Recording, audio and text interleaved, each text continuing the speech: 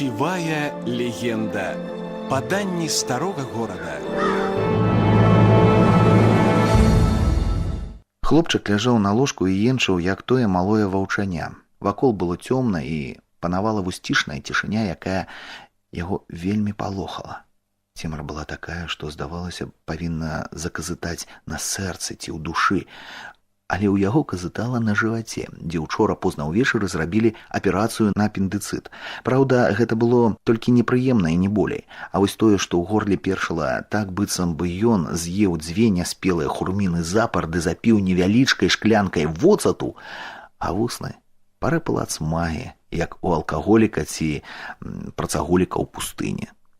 Здавалася нават, што ўвесь свет стаў настолькі чужым, быццам бы ён трапіў у падземнае каралеўства, дзе ніколі няма сонца і пяшчоты. Асабліва пасля апошняга параўнання малога і кінула ў бездань роспачы. Малы хлопец пашукаў побач з сабой адзежу, яе нідзе не было. Куды яна магла падзецца, думаў ліхаманца малы. І калі я ўвогуле распрануся, і тут ён узгадаў, што ўсё адзенне забрала сабою маці, калі яго забіралі дактары на аперацыю. Так, была аперацыя. Ён сам вельмі хацеў яе, хоць і баяўся. Учора боль быў такі невыносны, што здавалася, хай ужо ніколі нічога не буду адчуваць, толькі каб гэтай боль куды-небудзь знік. Зразумеўшы, што адзежу шукаць дарма, хлопец часова сцішыўся, але смага ды першыні ў горле пачалі даймаць яго. І ён спужаўся, і, можа, нават яму і сапраўды падалося, што гэта пакута будзе такой самай, як учора, ці, можа, нават яшчэ горш, бо учора гэта, толькі пачатак, а вось сёння працяг. І ніхто не прыйдзе на дапамогу, бо нікому ён тут не патрэбны. Маці ды бацька побач жа няма іх. Тут ён пачаў ціхенька зваць каго-небудзь, нават не зваць, а выць, як малое ваўчаня. А медсестра ўсё не ішла. А суседніх ложкаў толькі лаяліся і вохкалі. Хто гэта рабіў, малы не ведаў, яго адразу ж з прыемнага пакою павезлі на аперацыю, бо апендыцыт быў востры, ці, як яшчэ кажуць, гнойны. І вось-вось мог прарвацца. Ці тое ваўчанятка спужалася лаянак, ці, можа, проста смага была настолькі моцнай, што перамагла ўсе жахі. Хлопча паспрабаваў устаць. Яму было вельмі страшна. А што, калі швы разыдуцца і ці можна ўвогуле ўставаць? А піць хацелася так моцна. Ды яшчэ ляжаць там, дзе да цябе ніхто не падыходзіць, не супакойвае, нават проста не пытаецца, дрэнна табе ці не.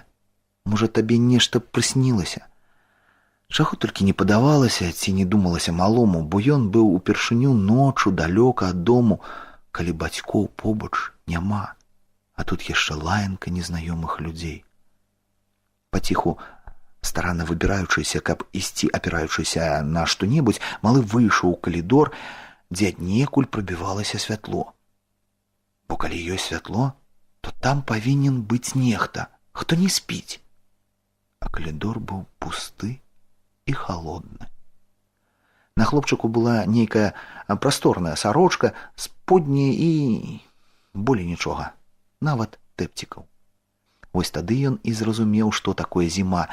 Зіма – гэта не снег, які гарыць у руках і на твары. Гэта пранізлівы вецер, які дзьме і падвывае па калідоры. Гэта невыразнае адзіноцтва. Яму захацелася крычаць, але смага сціснула горла і яшчэ рукі задрыжалі ад напругі. Ён спужаўся, што калі зараз паспрабуе паварушыць нават вушамі ці языком, ці... рукі проста не вытрымаюць, і вага цела перамесціцца на ногі, і тады абавязкова разыдуцца швы. Яму нават падалося, што на сарочцы прабіліся маленькія кропелькі крыві. Ён яшчэ мацней учапіўся ў крэсла, якое стаяла на выхадзе з палаты. І тут з нейкіх дзвярэй выслізнула бялявая дзяўчынка ў падобнай на яго сарочцы. Ты што, новенькі? Табе дрэнна? У хлопца пацямнела ў вачах, ён іх заплюшчыў і прарыпеў. Я хачу піць. Дзяўчынка паглядзела на скручаную постаць хлопчыка. Табе што, толькі аперацыю зрабілі? На апендыцыт? Я такая спачатку таксама была. Так, выразалі апендікс. Кажуць, востры быў.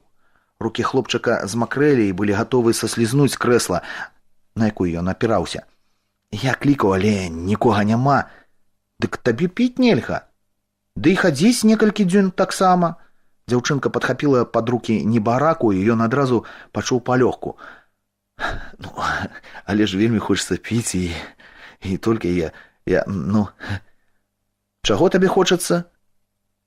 Дзяўчынка з нейкай хітрынкай, з весалосцю ў вачах, неверагодна прыгожа, закусіўшы вусны, зірнула ў твар хлопчыку.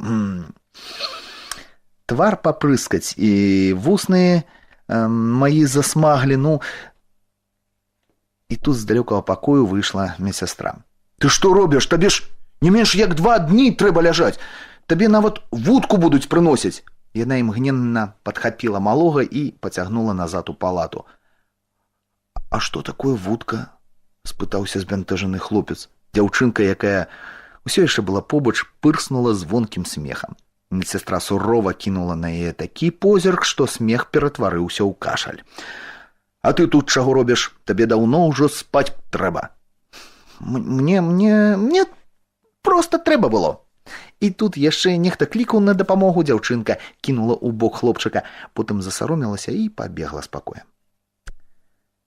Прачнуўся хлопчык толькі ўдзень і адразу заўважыў, што на ім няма нават сподняга. А дзе моя адзежа? Спытаўся малы у некага таўставатага дзедзюка, які сядзеў на суседнім ложку. Ну, яе забралі, каб ты не збег куды-небудзь. Кажу, што ты занадта прыткі. Дзядзюк зарагатаў і ледзь не падавіўся яблыкам. А як мне ў туалет? Зачырванеў малы хлопчык. Табе ўжо вудку паставілі пад ложак, адказаў дзядзюк, пракашлівшыся. Хлапчаня прыгадаў начную размову з медсястрой, яму захацелася хутчэй куды-небудзь збегчы, схавацца, а яшчэ больш у туалет. І тут прыбегла учарашняя дзяўчынка. Яна несла нейкую ежу. Снеданне пададзена, светлы князь. Ці белы воўк? Як вам будзе больш прыемна, ваша мосць? Яна засмяялася, зрабіла нешта накшталт рэверансу і збегла. Яны хутка пасябравалі. Светлая паненка і яго мосць. Разам гулялі ў настольны хакей, нейкія лагічныя гульні, а калі яму дазволілі ўставаць, дарэчы, гэта адбылося вельмі хутка, быццам бы на ім усё загаілася, як на сабаку ці ваўку. Яны пачалі лётаць па калідорах, быццам малыя шчанюкі. Хаця яна здавалася яму больш падобнай на галубку, белую галубку, якая лётае высока ў небе і прымушае цябе цягнуцца за ёй. Галуба, ты галуба, прыкусваючы вусны, смяялася яна. Як будзе заўгодна вашай мосці, толькі не ешце мяне, вашае белае ваўкалацтва, вельмі сур'ёзна працягвала яна і, здавалася, казала зусім па-даросламу. Сваіх не ядзім і іншых у крыўду не дадзім, асабліва белы галубак, пастараўся стала прагаварыць хлопчык. Усе вы так кажаце, а потым забудзеце нас, правінцыяльных, і будзеце баляваць з сябрамі ў сваім маёнтку. Можа, толькі і сустрэнемся, калі вы выйдзеце на паляванне, дзе вы будзеце ў ролі драпежніка, а я ў ролі ахвяры. І ваша белая пыса будзе запрыскана маёй крывёю. Хлопец з перапуду нават не ведаў, што адказаць. Магчыма, ён нават і не ўсвядоміў поўнасцю таго, што сказала дзяўчына, але адчуў, што гэта нешта важнае. І пакрыўдзіцца ці пашартаваць тут прост не трэба. Можа, таму яго і вырвалася. Я ж белы воўк. І таму я буду цябе ахоўваць заўсёды. І нікога ніколі я не з'ем. Потым яны пачалі гуляцца і больш не краналі гэтай тэмы. Нават звярталіся адзін да аднаго толькі па сапраўдных імёнах. А калі яе забіралі бацькі, яна прыбегла да яго і прынесла на лісточку з дзявочага блакнота нумар тэлефона. Бацькі мне не дазволі, каб я пакінула табе нумар тэлефона. Яны ў мяне вельмі суворыя. Але ўсё роўна, трымайце ваша мосць. І не забывайцеся пра сваю белую галубку. І паляцела. Хлопец нават не паспеў сказаць, што ў яго дома тэлефона пакуль няма. Ты нават і проста развітацца не паспеў. Яго забралі на наступны дзень, бо ў адрозненне ад іншых на ім усё загаілася хутчэй. Бацькам сказалі, што выпішуць яго праз 2 тыдні, а выпісалі праз 1. Яшчэ ён здзівіў іх, калі выбег да іх і кінуўся на шыю, бо толькі перад ім выйшлі 2 хлопца, таксама пасля апендыцыту. Ішлі яны павольна, трымаючыся за бок і зусім невясёлыя.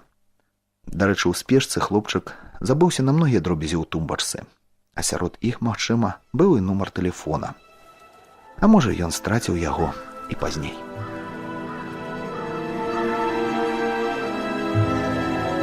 Сівая легенда. Паданні старога горада. Як гэта бывае даволі часта, мянушка поўнасцю змяняе імя. Напрыклад, я ніяк не магу запомніць імя Кепкі. Бо Кепка, ён і ёсць Кепка, чым і яшчэ больш дарагі сваім сябрам. А вось адзін хлопец вельмі любіць бульбу. І ў выглядзе дранікаў, бабкі, вараную, смажаную і гэтак далей. І ўжо з маладых год бульбашом яго клікалі. І ён не пярэчыў. Бульбаш расплюшчыў вочы, пацягнуўся, паглядзеў на дзяўчыну, якая ляжала побач з ім. Рыжыя віхуры гожа раскіданыя на падушцы. Ён правёў па валасах і ціха прамовіў: «Якая ты ласкавая, моя ліска». Дзяўчына салодка пазяхнула, і палка ўздрыгнулі яе вусны і носік, як у сапраўдных ліс. «Прынясі мне, калі ласка, кавы, мой драпежнік». «А што мне за гэта будзе?» Маладзён цокнуў зубамі перад самым вухам дзяўчыны. Тая млява здрыганулася, быццам запазнілася спужацца або атрымала забароненае, разбэшчанае задавальненне і лілейным голасам амаль прапела ў вуха: «Я табе аддзячу». Хлопец усміхнуўся, падняўся і пайшоў на кухню. Калі ён прынёс ёй кавы, Ліска стаяла побач ля акна, дзе за крывавай шыбай на падаконніку ляжалі белыя пёрышы. «Глядзі, што гэта голуб зрабіў, а? Я б яму сама забіла, ну, я ўжо не ведаю, але, здаецца, на жаль, ён сам скончыў жыццё самагубствам». Дзяўчына па-звярынаму аблізнулася некалькі разоў запар, а збянтэжаны хлопец за гідай адвярнуўся і заўважыў незвычайны адбітак у люстэрку. Замест сябе ён пабачыў белага ваўка з крывавай пысай, а побач крывавую пысу ліса, які са смакам аблізваецца. А за акном постаць белай паненкі, белай галубы. І толькі белы пёрыш павольна калыхаўся перад люстэркам. Ён злавіў пёрыш, асцярожна схаваў яго ў кулак і рашуча павярнуўся да свайго ворага, ліса. А я так хацеў быць сонечным святлом у тваіх руках, адбіткам прыгожых зорак тваіх вуснаў, каралём тваіх салодкіх падманаў, промнем у тваіх вачах. Не крыўдуй на мяне, усміхніся і лёгенька прыкусі свае зорныя вусны, ахіні мяне сваімі белымі крыламі анёла. Сівая легенда.